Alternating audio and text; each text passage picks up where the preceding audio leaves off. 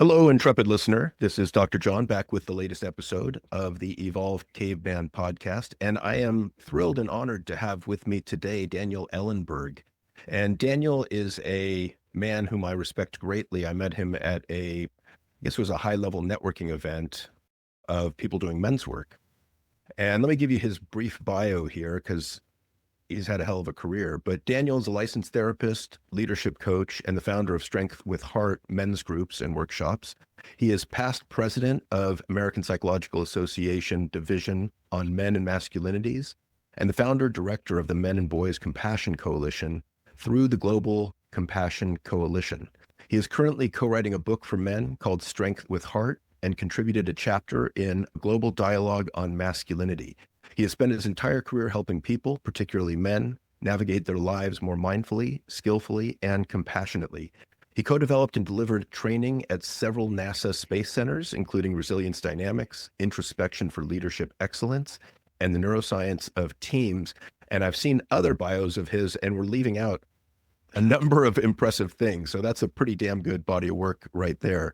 Daniel, welcome. How are you? I am well. Good to be with you, John. So I got to say, I was excited to have you on because in our last conversation, I found that you could play with me. And I really appreciate that in another man. I'm a big fan of being quick and easy to laugh and smile. And I was like, oh shit, this guy can joke around and can play and is a smartass and is sarcastic. And I love that. I left Jersey a long time ago. And as I said, you can take the boy out of Jersey, and so survival back then. I do think play is so important. And I don't think in general psychology gives play enough play. Yeah. And when you think about male relationships, they are oftentimes predicated on some type of play. Now, some people look at it from the outside and they go, oh, these guys are just being competitive and it's just veiled hostility and all that. And maybe there is some in the complexity of life, but it's also a way of connecting. And guys will poke each other and prod. And can I be me and be a jerk in a certain way with you? And will you still embrace me? Yeah. On some level. And obviously, you don't want to go too far. And I think where guys fall short a lot is that when someone gets hurt, which happens, the other person doesn't necessarily apologize and don't have a meaningful conversation. And I'm a believer in both poking and prodding and also course directing if you've gone off course and the relationship is harmed by the play that turns into something that feels threatening. Yeah, so repair is a big one. I've worked pretty extensively on repairing disconnection in my romantic relationship, but I think you're right. I don't think we see that carry over into male friendships quite as much. Although now that I'm older, it's a little bit better and easier. Absolutely. You think about being a therapist. How many people go with a friend into therapy? Like you have individual counseling, you have couple counseling, you have family counseling, you have some group counseling where there could be some friendships that develop in there. But guys coming in and talking about, hey, we work close, we're not feeling as close, we're disconnected, we want to explore what's going on here. That's super rare. I've done it. But during this, I'm a strong believer in the potential resilience of relationships. I'm not a strong believer that people will always be resilient in their relationships. The potential is there, in actuality, not always. Yeah, I think in 30 years of doing therapy, I've seen it once where and they were young men, they were like early 20s that came in and wanted to talk about their friendship. And I was really impressed. Exactly. And isn't that interesting that you were impressed by it? Uh-huh. It's so rare. Yeah. And I think we need more of that. We know that there's a dearth of friendships for men in general in this day and age, the epidemic of loneliness. And I think it's fascinating to me because one of the things I've talked about with clients over the years is how difficult it is to make new friends after, I don't know, say the age of 25, whenever you get out of school, whenever you get out of college or graduate school, it just becomes quite a bit harder to meet new people. It's interesting because this is an area of for a lot of male friendships. And I personally have friendships ranging from over 40 years to a year. And so I've made friends throughout life. A lot of times, if you really want to make friends as when you're getting older, it really is around doing projects together. You know, well, I know for me, my newer friendships have come because we were sharing some alignment in terms of what we're doing. And that may be the case with us, John. Well, Yeah, I felt it, it's interesting just in touching on that. I felt a strong connection with you, like almost immediately. And it was partly based on what you were saying, and there was some agreement in the ideas that you were espousing. There was respect on what you had done in the past, and then on top of that, I found, oh, this guy can play with me at some level. Wow, this is really cool. you better stop it. People make the wrong idea. You assess that. What do you say? This guy is not serious at all.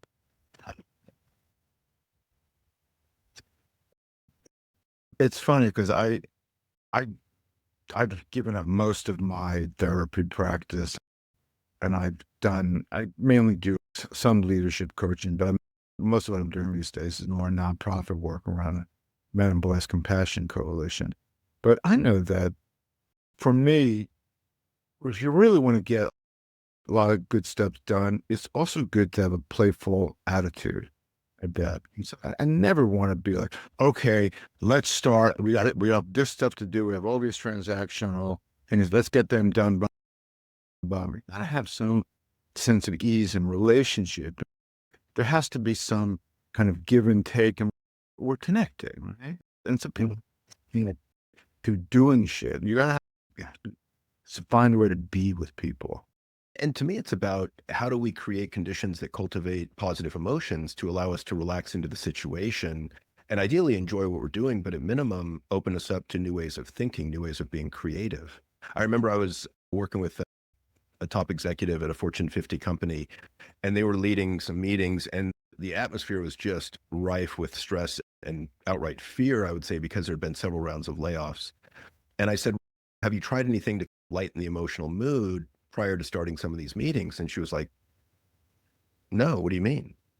And I was like, I remember doing some work with a Stanford psychiatrist. We were trying to measure emotions, but we had a hard time like making sure people were in the same emotional place to begin the assessment.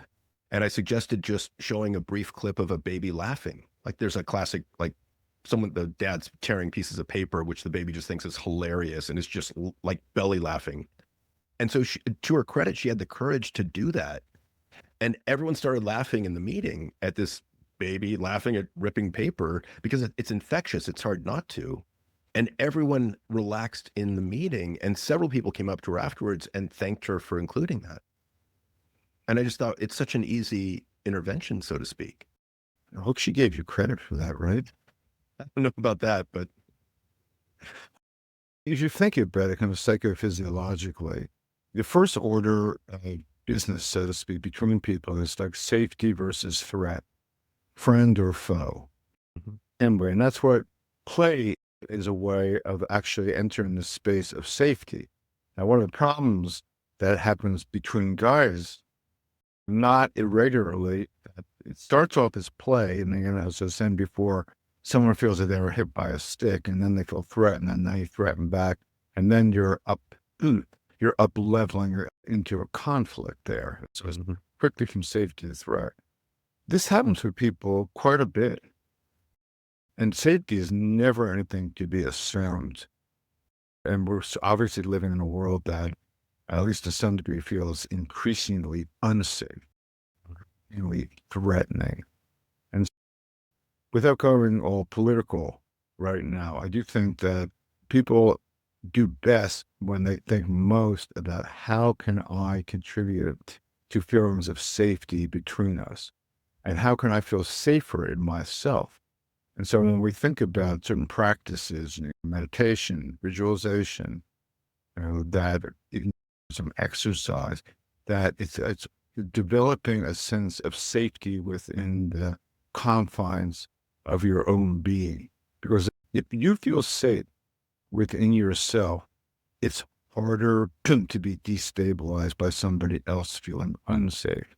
And to the degree that you can feel safe and you generate that vibe, so to speak, with other people, they're reading you also, and they don't feel threat energy coming from you. They feel safety in your presence. They are going to let down their guard more, and you'll have a better connection. Yeah. And one of the easiest ways to do that is to smile more. It indicates that you're not a threat. But it also makes me think while you were talking of the deep and profound impact of things like trauma on us, where, trauma, whether repeated little t trauma or big T trauma, puts us in that state of hypervigilance where we're always looking for threat, or we're stuck in that fight, flight, freeze mode, which necessarily is going to cause you to view others more readily as a threat. And so I think part of it is to have the self-awareness of how much of this is me internally and my baggage and stuff that I need to deal with, my work, and how much of this is actually coming from another person or the outside world. It's always a big question. It was the first question I asked my first therapist when I was 20 years old, which was more than a few years ago. You can remember that far back? Holy shit. I think I can barely remember yesterday. But it doesn't mean I'm accurate. But I am confident. They say like, confidence is no guarantee for competence. Or correctness.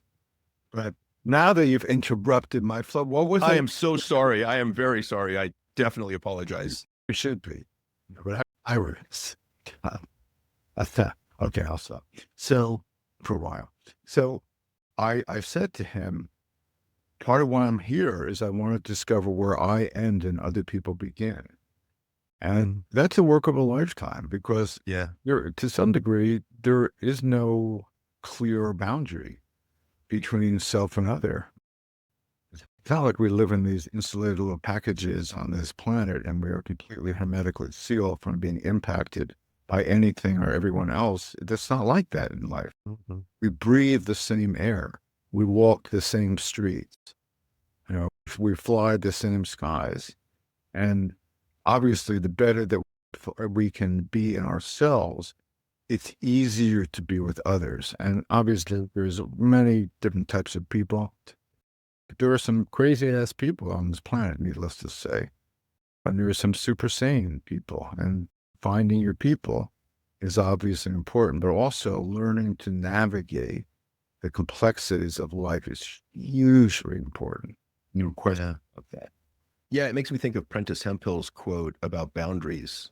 Boundaries, and I'll paraphrase because my memory's not that good, but boundaries are the place where we can love ourselves and others at the same time.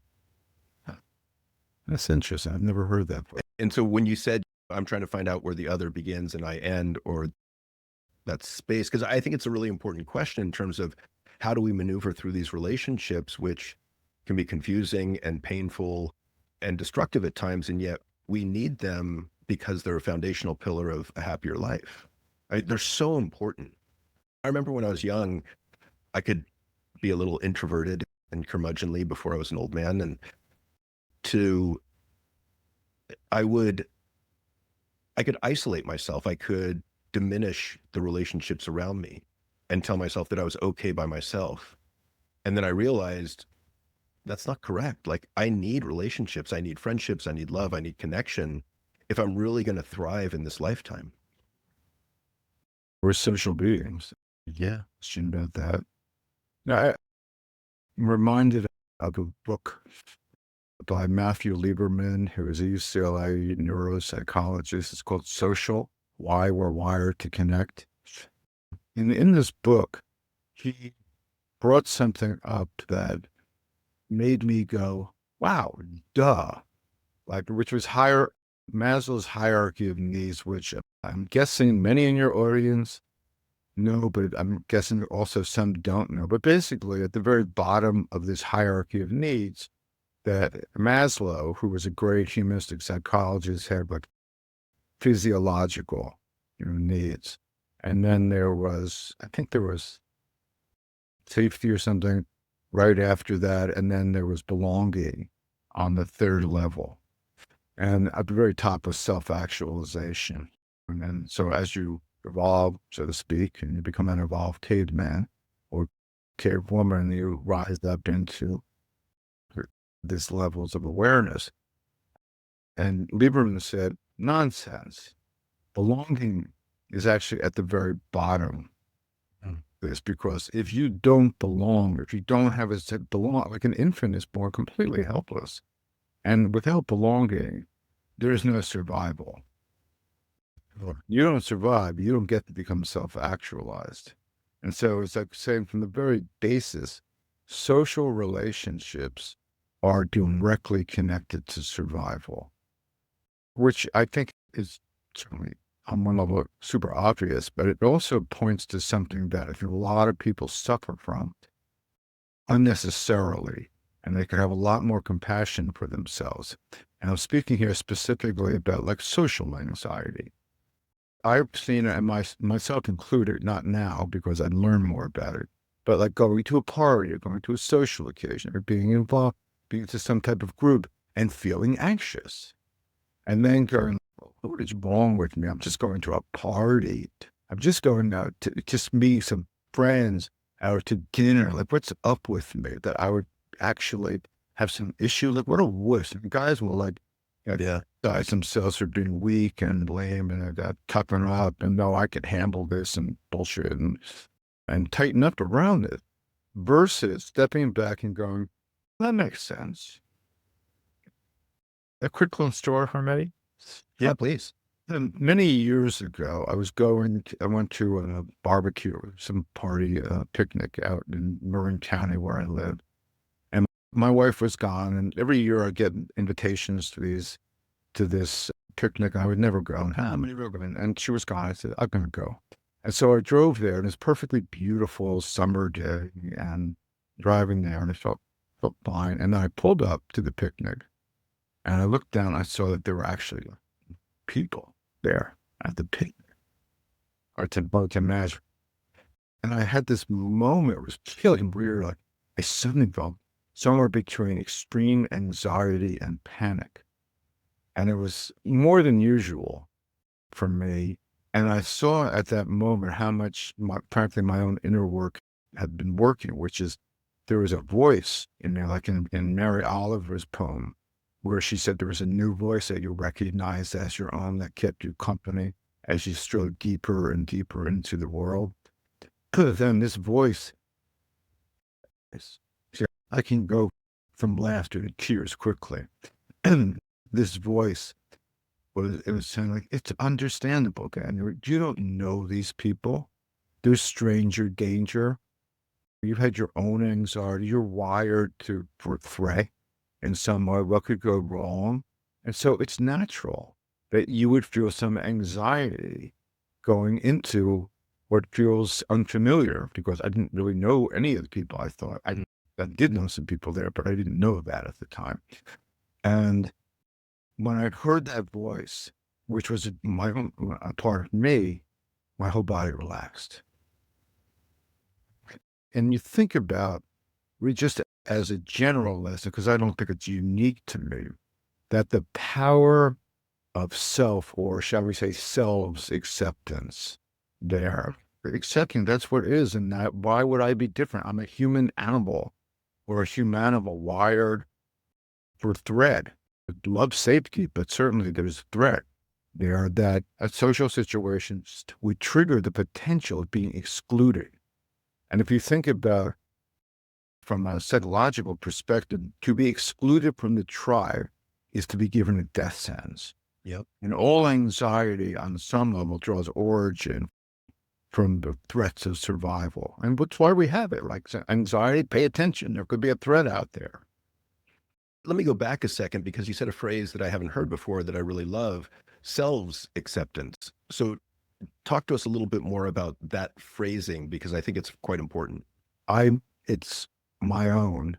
because I've thought about how we talk about self-acceptance and self-awareness and self-love. And I just think it's more complex than that because most people have certain parts of themselves that they're aware of.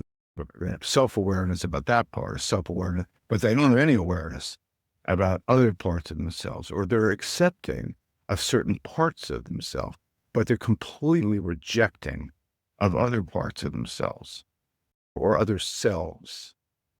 It makes me think of internal family systems, Right. because I remember hearing that theory and I was like, holy shit, we're all a little bit multiple personality disordered according to that theory, which I think is absolutely true.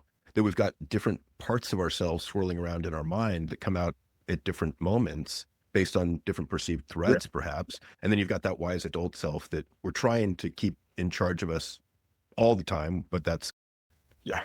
difficult, if not impossible. For sure. I think IFC, internal family systems, is great. Says most people, it seems these days, seem to think that whole idea came from Dick Schwartz, and it didn't. This idea of multiple selves or personalities existed for many decades before psychosynthesis was a major form.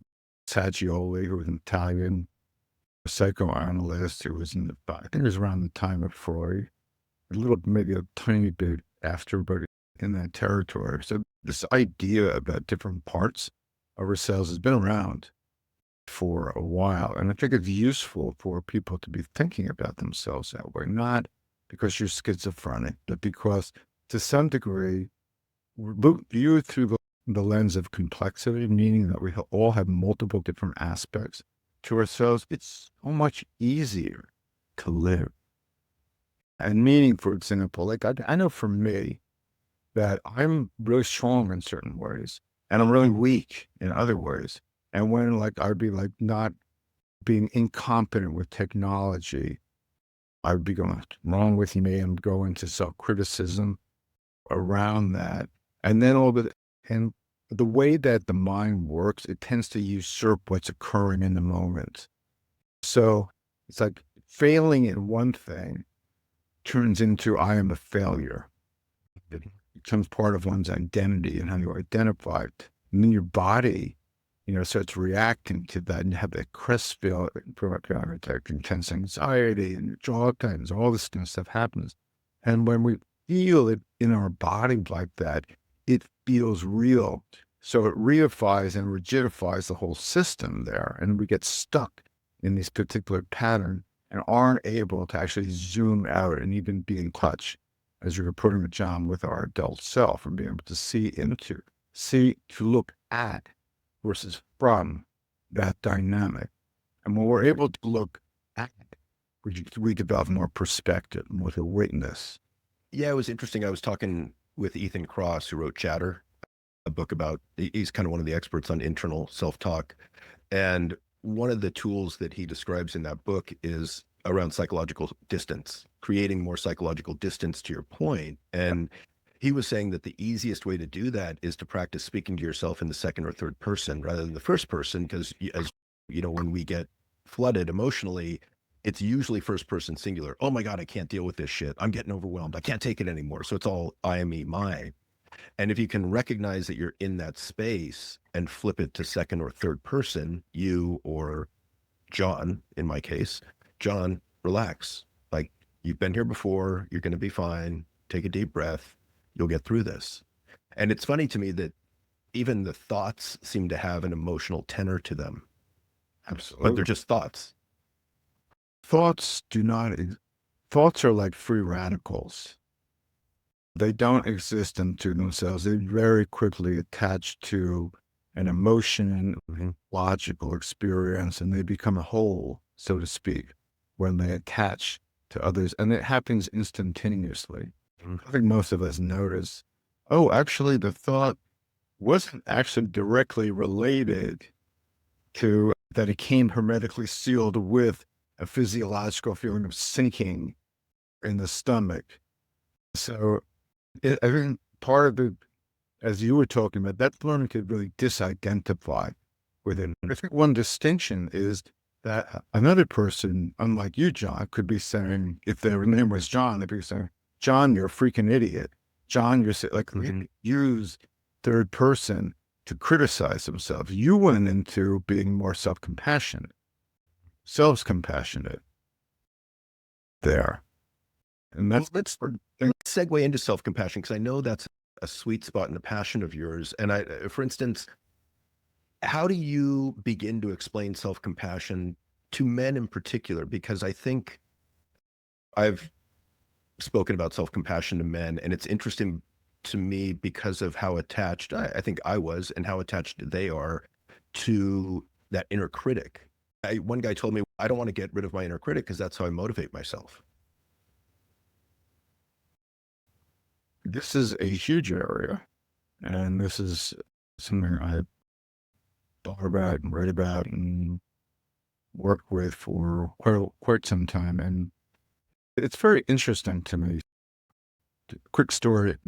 I don't know if your viewers will know of Movember, which is the largest men's mental health organization in the world. I was in Melbourne, Australia, January before last, and I met with a guy who was like the clinical director of Movember there, and he knew what I was doing, and he asked me, how is compassion telling to guys?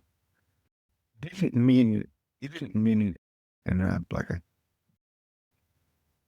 hostile way. He was truly curious because they don't use the word compassion because of the misunderstandings and the myths around falsities around compassion and self-compassion.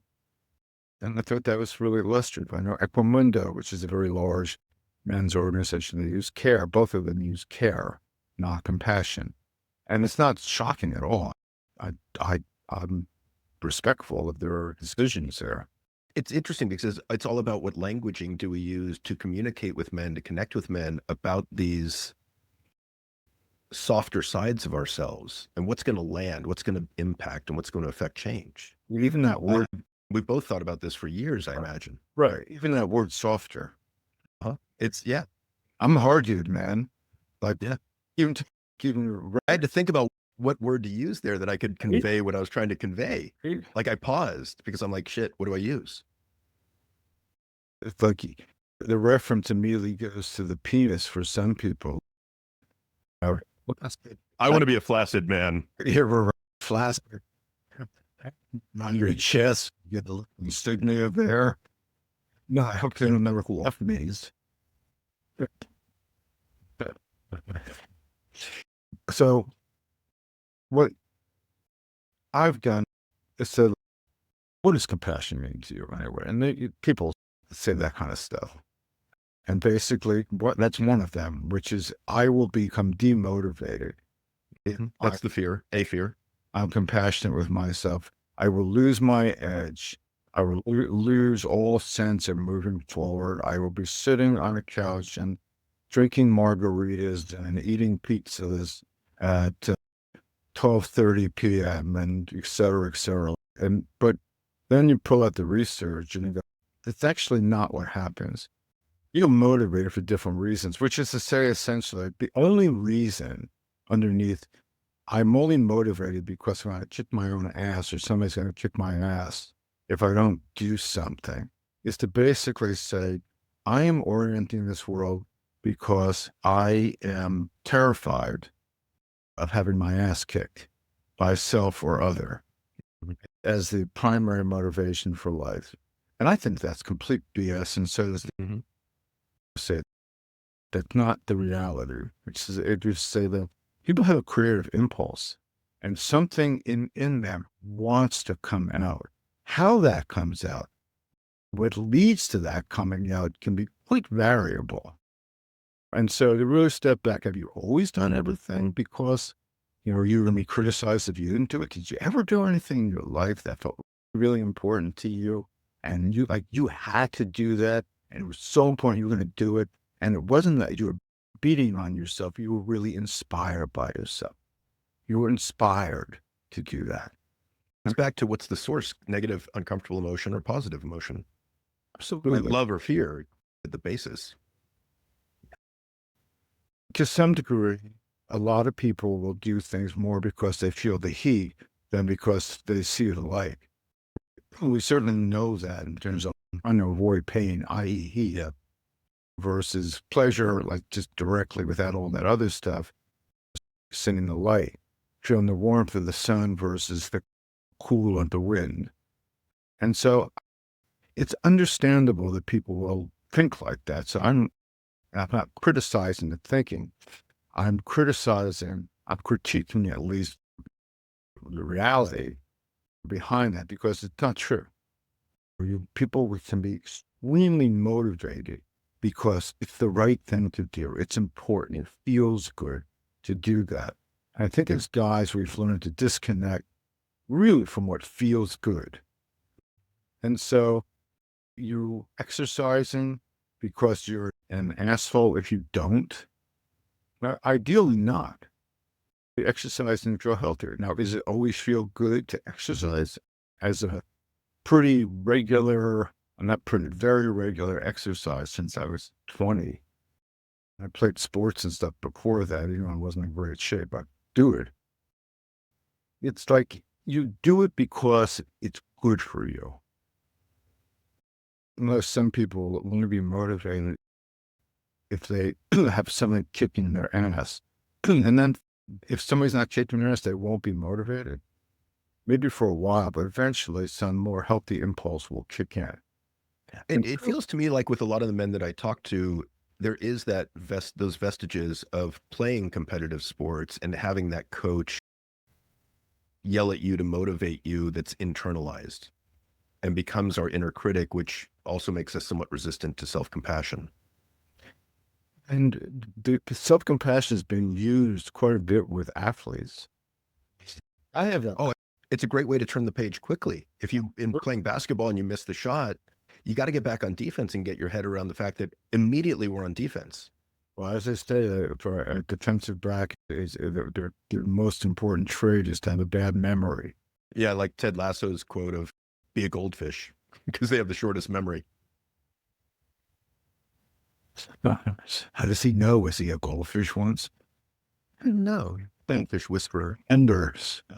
So I think that from an athletic perspective or performance really perspective, to be kind to yourself is really a great thing. I have a colleague who was the sports psychologist at Texas Tech, and he was teaching his students. I mean, he was for football, basketball, baseball, men's sports, women's sports. He was a busy character. Now he's at a performance for the Milwaukee Brewers. Wow. His baseball team. She's teaching them that there. It's like, okay, you failed there. It was a bad piss. Get back on. You can be kind to yourself and get back in because it actually brings you more into the present moment. And you're most effective when you're in the present moment. I remember Rick Pitino, who was a college basketball coach, who teaches players, probably still does, be in the precious moment. Apparently, they weren't in the precious moment in their last game. They knocked them out. That's another story. I remember Phil Jackson used to have both the Bulls and the Lakers read Dan Millman's book, Mind Body Mastery, every year. And that was all about such topics. Being present. Like, how do you stay present? Yeah. LeBron James sitting on the bench with his eyes closed and he's just sitting, just centering himself. I guarantee you he's not saying, LeBron, you're such a jerk and what's wrong? I would bet anything that's not his dialogue. He's encouraging himself. And you think about that the importance of encouragement, which I believe is under self-compassion. EN is inward, courage, or is the willingness to go forth despite some level of anxiety and doing it in the pursuit of a goal that feels desirable to you. So you're encouraging yourself. And I think that self-compassion is really one of those great ways of really learning to encourage yourself. I absolutely agree. Again, to me, I'm an emotion geek, so I tend to look at things through those lenses, but it's what emotions motivate you better to perform at your peak. And in general, I would say that's going to be the positive emotions. And how do you get there? Self-compassion, encouragement is a really good way to get there.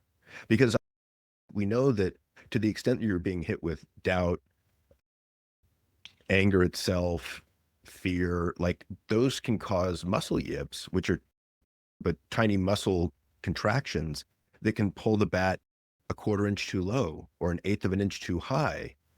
And or it pulls your shot in basketball off a quarter of an inch, which makes it hit the rim and not go through. And that's the level of detail I think that we're trying to get to in terms of how can we get to this place of mind body mastery, at least at times. Yeah, absolutely. Uh, Certainly, it does have to do with, to some degree, challenging some of the edicts that come from how we learn to be guys. Mhm. I, we live in a world that's so critical in ways that to critique traditional ways of masculinity is all of a sudden you're against man, or you're ashamed, or it's toxic masculinity, or all that garbage, which I'm completely not in favor of this kind of negativizing this. But there's a way of critiquing and going like being honorable, being loyal, supporting the group. Those are all noble traits that you can draw origin from traditional masculinity. Not criticizing all aspects that guys have learned. And was it Suzuki Roshi said, you're perfect and you could use some improvement. It's like looking at how could you be better? And I think about John Wooden, who was a famed UCLA basketball coach, who said that basically a really good coach can critique without causing resentment. Mm. It's like recognizing that, yeah, you fucking up. Shit, that's not great. Like, let's look at that you're doing not as the essence of who you are, your core identity, but you're doing something that's not working. I know for me, when I've been critiqued in that way, and I have been, believe me, on more than one occasion, I appreciate it. Part of me goes, oh, look good. And I have to disconnect, start right at who I am. It's a trait. Let me ask you this. How did you deal with criticism or constructive feedback when you were younger? Is that a process that you've seen in yourself in terms of learning how to receive feedback in a positive and constructive way? Absolutely. Because I that was true for me for sure. No, I mean, as a kid, I sucked at it. Yeah. Sure. It used to crush me. Yeah, absolutely. I grew up in a very critical house. So my mother was a great combination of how smart and cute and wonderful and successful and what you're going to be. And can't you do anything right? What's wrong with you? My father, we died when I was 10. That's a whole other story. Or he was sorry. Quite critical. Yeah, we all have our paths in life, and that's part of my own path, right? So it was very critical. There was no question. And I was very sensitive and I took it all in, and it led to being a very disturbed adolescent and someone who was not sure if he was going to wind up on which side of the psychiatric hospital. So how disturbed of an adult are you now?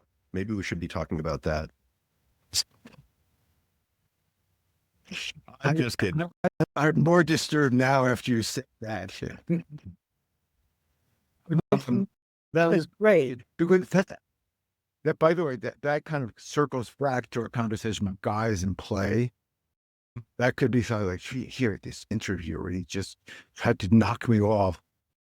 In some ways there. And you didn't give it away by that little bit of look on your face. And see, I never would have done that had I not known you could play. Because I know you can play, I'll take that risk.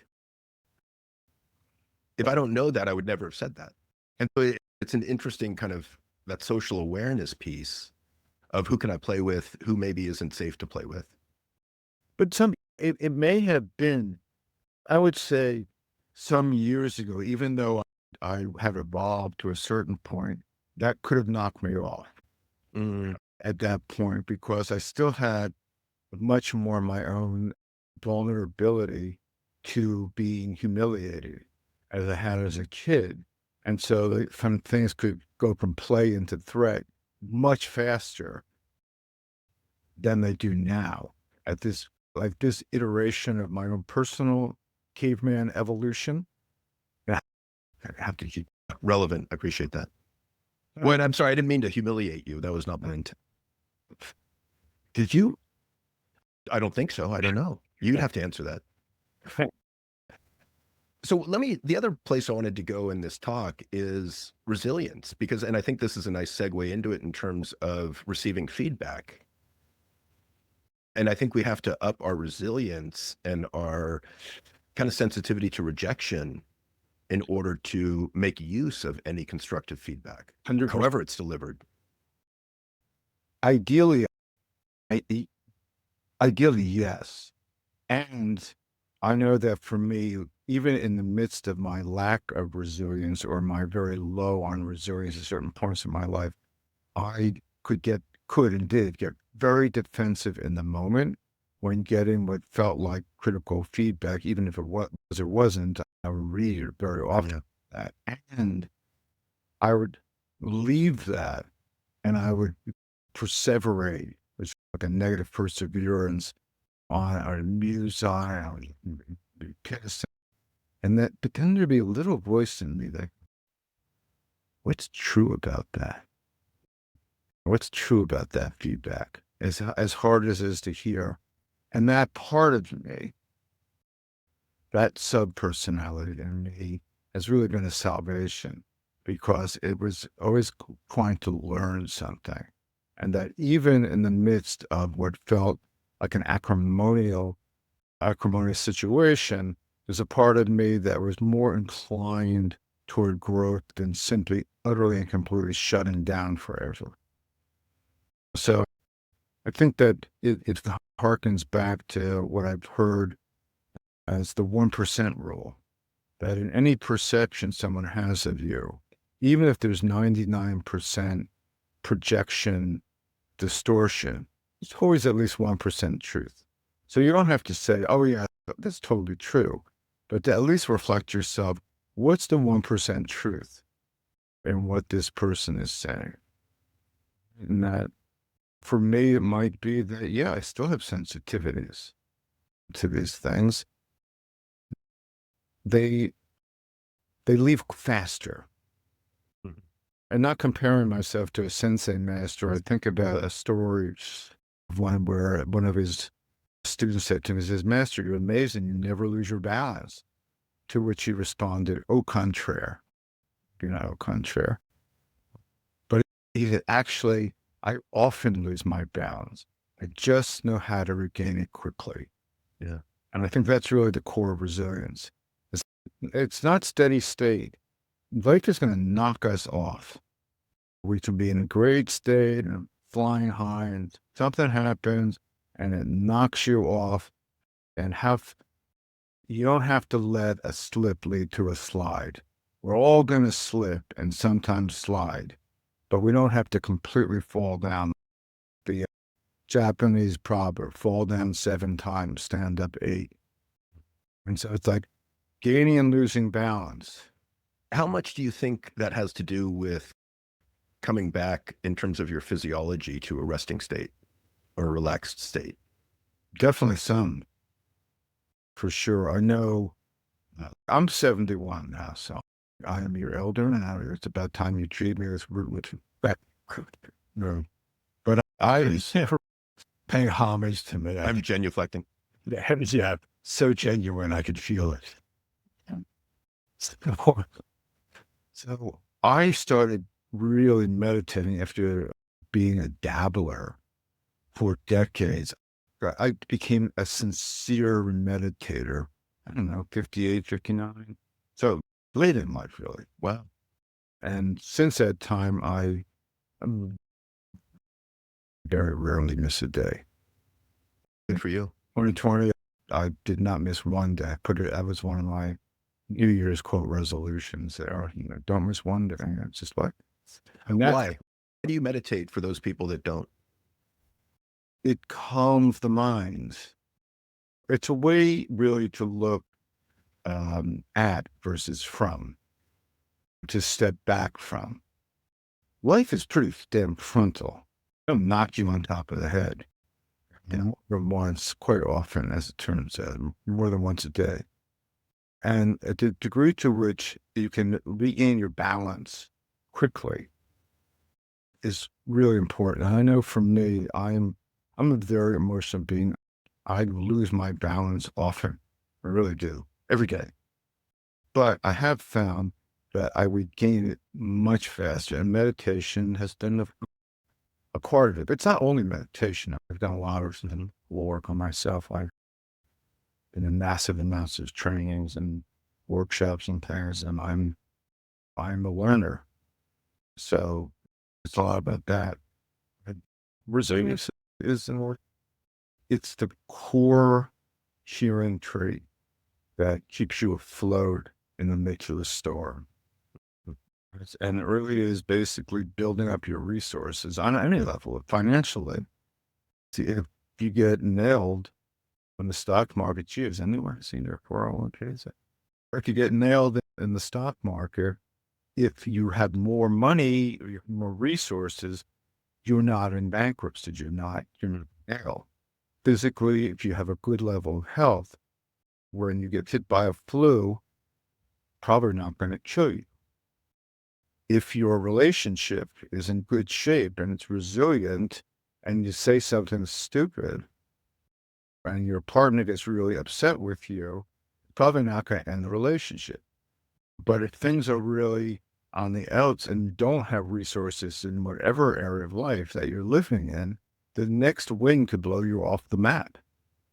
So it's really important to be thinking about, how am I building myself? I think a lot of times people pay attention when they're hurting, but they don't pay attention when they're doing well. Mm-hmm. So I think it's really important to continue building, because entropy, which is the biological or psychobiological reality that all living things degrade and degenerate over time, is an absolute reality. And so as a human animal, we have to continually push to some degree against entropy and keep building our resources so that we don't get taken down into the underworld faster than we would have been if we hadn't. Yeah, I think that's one of my frustrations often with counseling, I guess not just men, but people, where they come in because of an acute emergency and their emotions are just exacerbated and off the charts. And I'm trying to teach them tools to help them out. And then we get through the acute emergency and they're like, okay, I'm out. And you just came in at the most difficult time to learn new skills. And maybe you want to stick around a little bit longer so that you can actually assimilate some of these new tools so they become unconscious and habitual when things are calmer, rather than only trying to deal with things when you're in an emergency state, which is really difficult to do. 100%. And that's generally going to be more true with men than women. And again, these are tendencies. These are not always the case. Statistically, more likely. Let's talk a little bit about self-awareness if we can, because a lot of this, in my opinion, rests on a foundation of awareness of our thoughts, awareness of our emotions, awareness of our internal states physiologically. And without that self-awareness, a lot of what we're talking about, I find, is at least challenging, if not next to impossible. If you think about awareness, is obviously related to what's going on inside of you. And from a guy perspective, and I'm speaking guy perspective because it's not me necessarily, but this is the evolved caveman, not the evolved cave with people. Mm-hmm. From a guy perspective, guys have learned essentially to distrust the inner world. So if you think about it, At the core of the inner world is the experience of vulnerability. Vulnerability is directly related to survival. And so obviously we're all vulnerable to things. And there's some level of a sense, it may not be a conscious awareness, that hovers around in some way. And so vulnerability, which guys learn, is a bad thing. Vulnerability is weakness. Vulnerability is what girls feel. Vulnerability is absolutely verboten. I am not vulnerable. I am strong. I am well armored. No one's going to get to me. And when you think about it from the shame perspective, how many guys have been shamed? Oh, you're weak, you're no, I'm not. I'm a tough guy. 5-year-olds learning to the boy box that eventually turns into the man box. And so to become aware is to be aware really of vulnerabilities inside. It's not the only thing, but that's a part of it. And so you can imagine that when guys are going like, really what's going on inside me? If I look inside me, you're going to find parts inside that are completely disparate from what we've learned is cool and strong and guile. And so, of course, there's going to be a sense of keep away from that, and hence not being aware, not noticing, not paying attention to what's going on and circumventing that process, which I am utterly convinced, and I think the research would back this up, is why men die on average of 5.9 years earlier than women. They don't pay attention. And when there's a pain there, hey man, just get through it. Don't pay attention to that, rather than be humble enough to recognize that you are a vulnerable being and you have a body that is not going to be here forever, and damn, pay attention to that. And to be, And sorry, go ahead.